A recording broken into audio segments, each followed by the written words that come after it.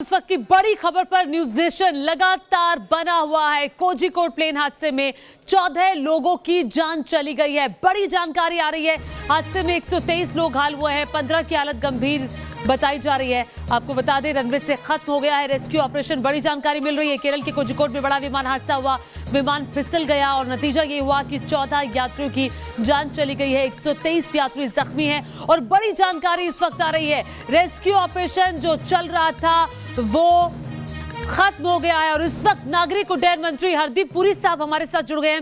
Sir, बहुत दुखद हादसा केरल में आज हुआ है। सबसे पहले आपकी पहली प्रतिक्रिया जानना चाहूंगी।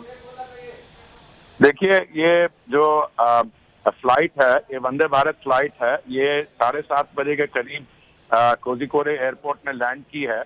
वेदर कंडीशंस वहाँ पे अच्छी नहीं थी और क्योंकि ये टेबल टॉप एयर स्ट्रिप है, तो जो फ्लाइट है, जो जहाज है, वो 35 फीट गिरा उसके बाद, क्योंकि जहाँ पे रनवे के एंड तक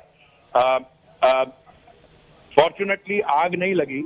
और इस समय जो रेस्क्यू ऑपरेशन एकदम शुरू हो गया था और फायर ब्रिगेड और 24 एम्बुलेंसेस भी पहुंच गई थी वहां पे जल्दी।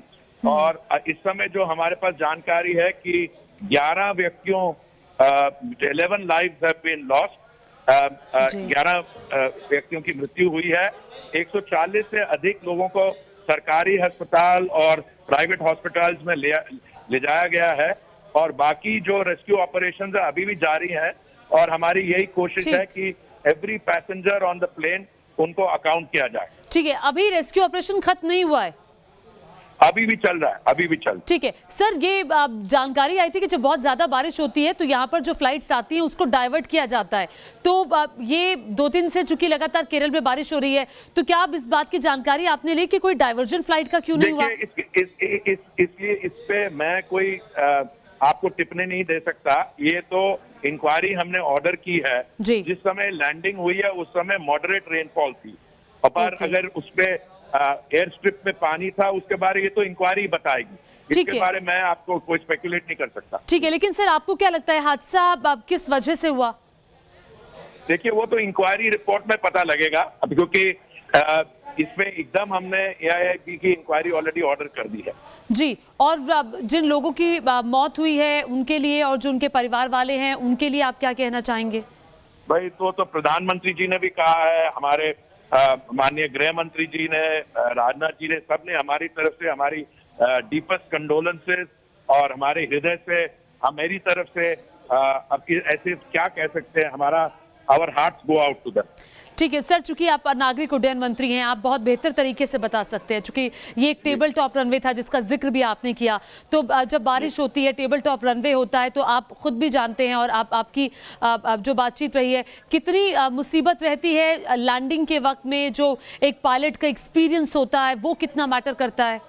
देखिए, जितनी भी कठिनाई हो, वो जो हवाई जो एयरपोर्ट है, it was cleared for landing.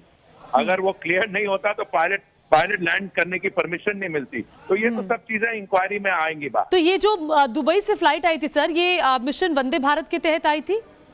ये वंदे भारत की फ्लाइट है। जी। और इसके अलावा मैं आपसे ये भी जानना चाहूंगी कि एक बार फिर से आप जरा मौत का आंकड़ा अगर बता पाए, चूंकि हमें खबर आ रही है कि 14 लोगों की जान गई है।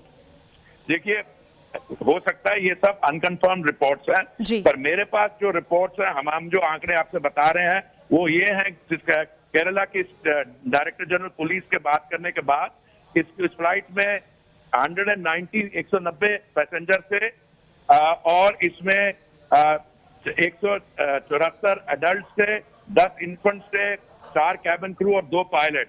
हमें जो पता लगा है इस समय हमारे पास कॉन्फर्मेशन 11 लोगों की फैटल्टीज की है। ठीक है सर, क्या आपकी राज्य सरकार से भी बात हुई है और वहां जो एयरपोर्ट अथॉरिटी है उन लोगों ने क्या बताया? Airport authority, director general civil aviation, director general police और हमारे सचिव की चीफ सेक्रेटरी से बात हुई है। प्रधानमंत्री जी ने भी बात की है मैंने खुद लोगों से वहां पे बात की जी। है और अभी भी हमारा पूरी कोऑपरेशन चल रही है। तो सर ये जो अभी रेस्क्यू ऑपरेशन चल रहा है, मैं बस ये आखिरी सवाल मैं आपसे पूछ रही हूँ, उसमें एनडीआरएफ की टीम क्या वहां पहुंच चुकी है और कौन सी अथॉरिटीज? एनडीआरएफ टीम है, बाकी भी रेस्क्यू टीम्स हमारी गई हैं, बाकी भी सहायता करने के लिए लोग वहां पहुंच रहे हैं। जी ठीक है। और ये कितनी बड़ी राहत की बात थी कि आग नहीं लगी, क्योंकि अगर आग लगती तो बहुत बड़ा हादसा हो जाता। देखिए जब फ्यूजलेज जो है हवाई जहाज का जो उसके नीचे का होता है और पेट्रोल टैंक्स होते हैं, अगर आग लग गई तो फिर एक्सेस नामुमकिन होता है। हाँ जी। और जो ब्लैक बॉक्स से अब उम्मीद होगी कि उससे पता चले कि हादसा कैसे हुआ है, क्योंकि अब ब्लैक बॉक्स वो सब इंक्वायरी में पता लग जाएगा। ठीक है सर, बहुत शुक्रिया आपका न्यूज नेशन से जानकारी साझा करने के लिए और न्यूज नेशन से बातचीत करने के लिए। आप नागरिक उड्डयन मंत्री हरदीप पुरी को सुन रहे थे, जिनका कहना है कि कुल मिलाकर के 11 लोगों की जान गई है, जो उन्हें कॉन्फर्मेशन मिली है अथॉरिटीज से। और इस वक्त हमारे साथ हमारे तमाम सहयोगी भी लगातार बने हुए हैं। श्री प्रपंच हमारे साथ जुड़ चुके हैं और यासिर हमारे साथ जुड़ चुके हैं, जो लगातार शाम से ही इस खबर के बारे में हमें अपडेट कर रहे हैं। श्री प्रपंच, आपके पास आना चाहूंगी, क्या जानकारी अभी आपके पास आ रही है? हरदीप पुरी साहब तो कह रहे हैं कि रेस्क्यू ऑपरेशन चल रहा है।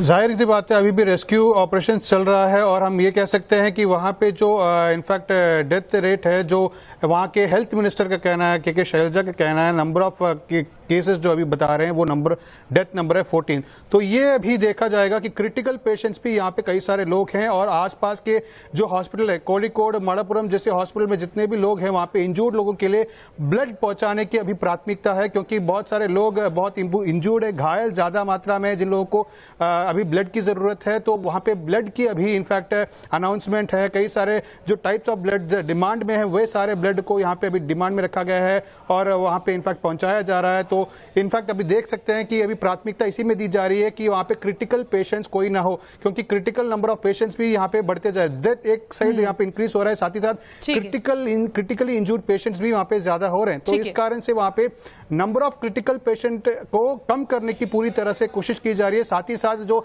इंजूर्ड हैं उनको भी यहाँ पे इमीडिएटली वहां पे इनफैक्ट ट्रीटमेंट दिया जा रहा है, ताकि ग्रेव इंजरी ना हो। तो यहाँ पे पूरी तरह कोशिश की जा रही है कि जो अभी पहली जो इनिशियल फेज ऑफ रेस्क्यू है पूरी तरह खत्म हो चुका है। अभी इनफैक्ट यहाँ पे बचा उचा जो कोई अगर इंजूर्ड फंसा है या किसी भी प्रकार के कोई डाउट्स ना होने के कारण वहां पे चेक किया जा रहा है। ठीक है श्री प्रपंच, हमारे साथ यासिर मुश्ताक भी लगातार बने हुए। यासिर, ये बताइए कि क्या आपके एयरपोर्ट अथॉरिटी से बात हुई कि वहां पर अभी क्या स्थिति है, क्या कुछ चल रहा है?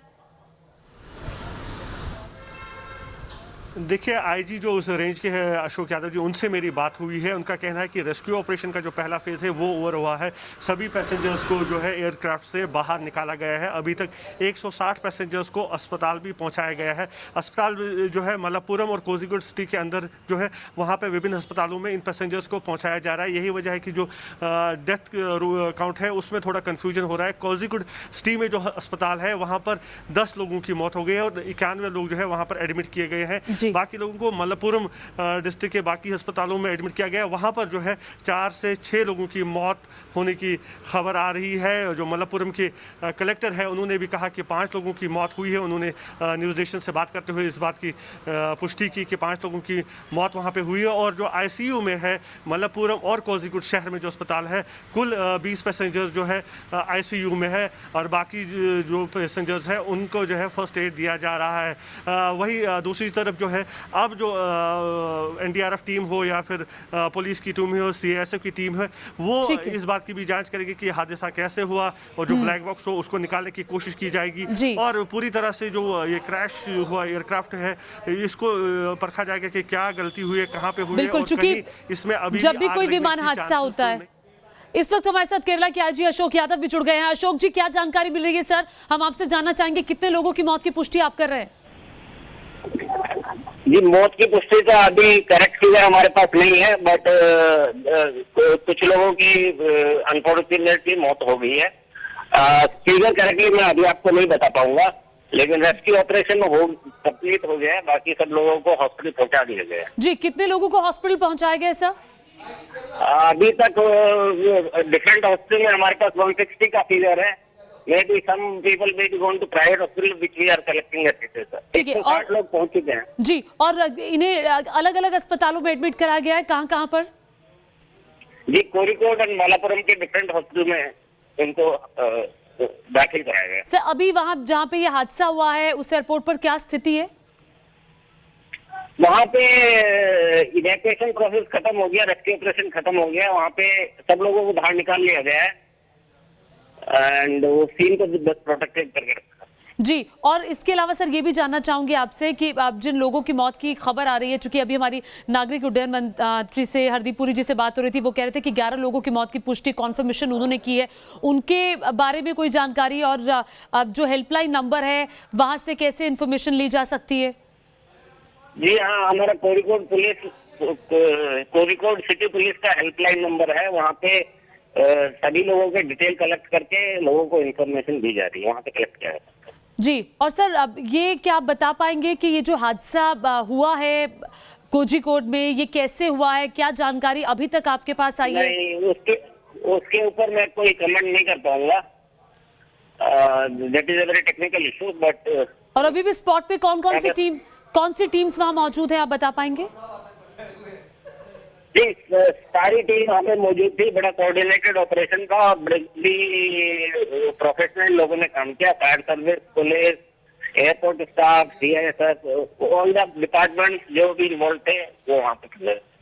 ठीक है सर, बहुत शुक्रिया हमसे बातचीत करने के लिए, न्यूज नेशन से बातचीत करने के लिए। अशोक यादव केरल के IG जो हमें जानकारी कह रहे थे, उन्होंने कहा कि अभी कोई कॉन्फर्मेशन नहीं कर सकते कि कितने लोगों की जान गई है, लेकिन जितने भी लोग जख्मी हुए थे उन्हें अस्पताल में अलग अलग जगह पर पहुंचा दिया गया है। और इस हादसे के बाद वहां मौजूद लोगों ने क्या कहा है, क्या देखा है, सुनिए जरा।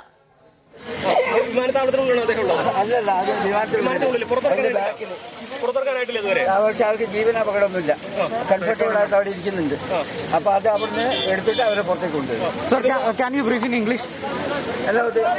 वहां मौजूद लोगों को आप सुन रहे थे और अफरा तफरी का माहौल, जाहिर तौर पर इतना बड़ा हादसा हुआ। और ये तस्वीर जरा एक बार फिर से देखिए, ये तस्वीर एयर इंडिया के उस विमान की है जो हादसे का शिकार हुआ है। स्पॉट से ये तस्वीरें आप देख रहे हैं, देखिए विमान का अगला हिस्सा आपको दिखाई दे रहा है। विमान 2 टुकड़ों में बट गया जब ये हादसा हुआ। एक बार फिर से आपको बता दें, दुबई से मिशन वंदे भारत के तहत ये विमान केरल के कोझिकोड में इसे लैंड करना था। वक्त 7:45 का था। ये लैंड कर रहा था, रनवे पर आया। रनवे पर आते ही ये रनवे से आगे निकल गया। आगे क्यों निकला? क्योंकि विमान फिसल गया। विमान के फिसलने से बड़ा हादसा हुआ और ये विमान 2 टुकड़ों में बट गया। एयर इंडिया की फ्लाइट IX1344 कोझिकोड पहुंचने के बाद सीधा लैंड नहीं करता, बल्कि 8 के आकार का एक लूप बनाकर वापस आता है और फिर लैंड करता है। एयर ट्रैफिक कंट्रोलर से क्लियरेंस नहीं मिलने की या फिर उसके इंस्ट्रक्शन के हिसाब से पायलट ने ऐसा किया होगा। कोई एविएशन एक्सपर्ट हो तो उससे भी इस रडार वीडियो को एक्सप्लेन किया जा सकता है, क्योंकि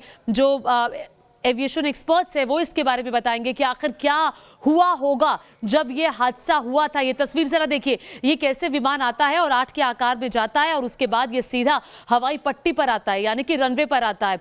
और हमारे साथ लगातार हमारे सहयोगी बने हुए हैं। हमारे साथ आपको बता दें श्री प्रपंच मौजूद है और इसके अलावा हमारे साथ एक और सहयोगी मौजूद है। श्री प्रपंच, चूंकि पहला फेज जो है वो खत्म हो चुका है रेस्क्यू ऑपरेशन का, अभी क्या जानकारी मिल रही है? कितने लोग सीवियर रूप से इंजर्ड है?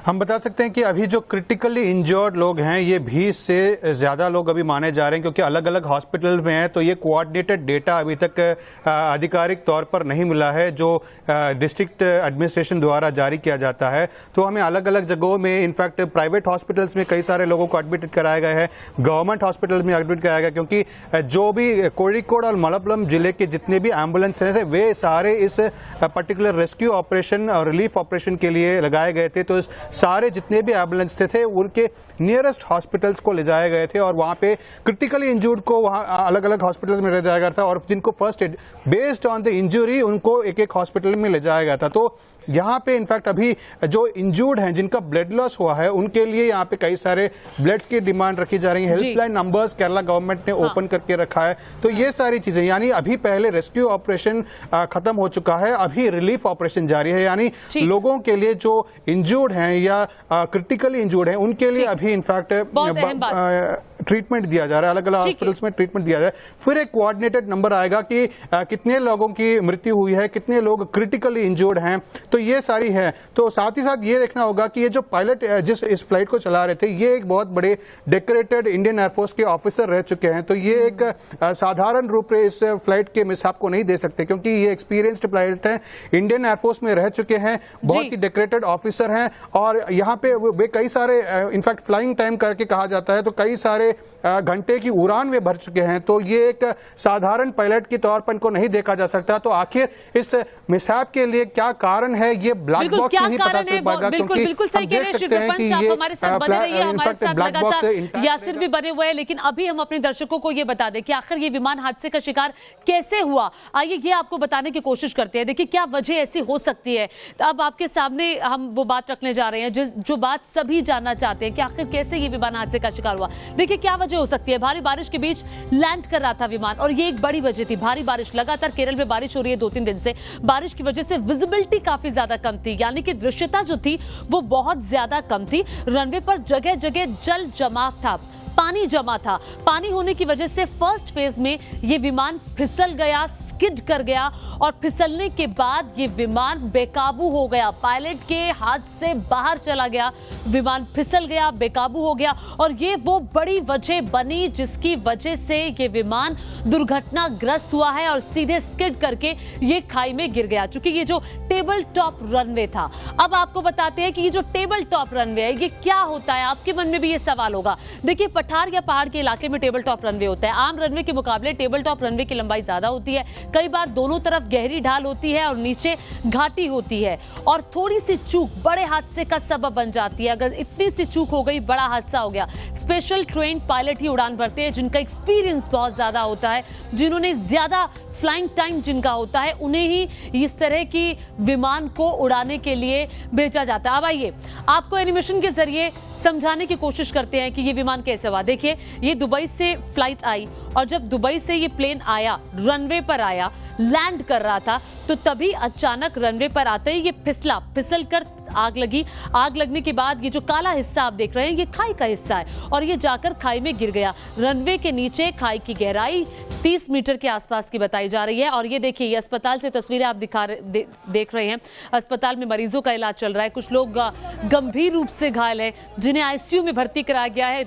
ऐसे लोगों की तादाद 20 के आसपास बताई जा रही है। और ये तस्वीरें जो आप लाल घेरे में देख रहे हैं, और लगातार ये एरो भी हम बनाकर आपको दिखा रहे हैं, ये तस्वीरें बता रही हैं कि देखिए कैसे विमान हादसे का शिकार हुआ, और विमान 2 टुकड़ों में बट गया, 2 हिस्सों में ये विमान बट गया। इस बड़ी खबर पर न्यूज नेशन की नजर लगातार बनी हुई है।